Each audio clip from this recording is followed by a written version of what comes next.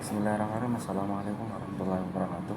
Perkenalkan, saya Islam Muhammad Ilham M, NIM 2003001151132. Ingin menjelaskan sedikit tentang pengertian, tujuan, dan prinsip tes pengukuran dan evaluasi. Nah, yang pertama, pengertian tes. Tes merupakan instrumen atau alat yang digunakan untuk memperoleh informasi tentang individu atau objek. Kemudian yang kedua, pengertian daripada pengukuran. Pengukuran merupakan proses pengumpulan data atau informasi yang dilakukan secara objektif. Kemudian selanjutnya yakni pengertian daripada evaluasi. Evaluasi merupakan selalu dilaksanakan dengan menunjuk kepada tujuan yang ingin dicapai dalam suatu pemberian pertimbangan mengenai nilai dan arti, tidak dapat dilakukan secara sembarangan. Kemudian selanjutnya yakni tujuan pengukuran evaluasi. Adapun tujuan pengukuran dan evaluasi yakni yang pertama pengelompokan, kemudian yang kedua penilaian, yang ketiga adalah motivasi, dan yang terakhir yakni penelitian. Itulah tujuan daripada pengukuran dan evaluasi. Kemudian selanjutnya yakni pengukuran ranah kognitif. Nah, pengukuran ranah kognitif yakni merupakan pengukuran pada ranah ini dilakukan untuk mengukur pengetahuan yang dimiliki sehubungan dengan teknik,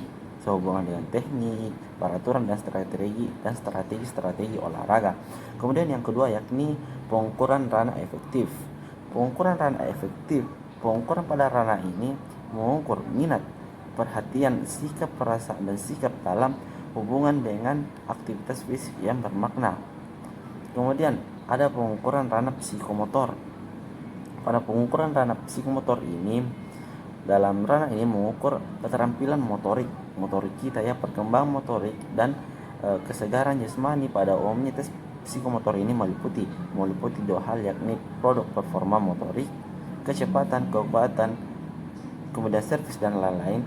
Dan yang kedua yakni pelaksanaan performa pola yang digunakan untuk melaksanakan servis badminton atau pasti misalnya ya. Kemudian ada prinsip-prinsip pengukuran evaluasi. Pada prinsip-prinsip ini terdapat beberapa poin, yakni yang pertama, suatu program pengukuran dan evaluasi harus selaras dengan landasan fakta pendidikan dan kebijakan lembaga pendidikan bersangkutan ya. Kemudian yang kedua yakni pengukuran harus dilakukan berdasarkan tujuan program dan dilaksanakannya dalam rangka pengembangan dan penyempurnaan tujuan. Kemudian yang ketiga atau selanjutnya yakni testing adalah bagian dari pengukuran, dan pengukuran merupakan bagian dari evaluasi. Kemudian selanjutnya hasil dari testing yakni harus ditafsirkan dalam konteks perkembangan individu secara menyeluruh. Kemudian testing dalam pendidikan jasmani dan kesehatan berawal dari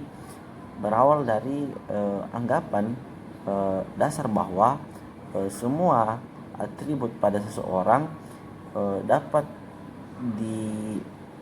dites dan dapat diukur.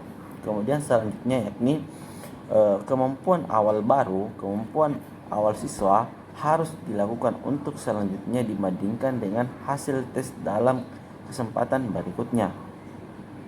Dan mungkin ini saja sedikit pengertian, tujuan, dan serta prinsip tes pengukuran dan evaluasi. Mudah-mudahan dapat bermanfaat.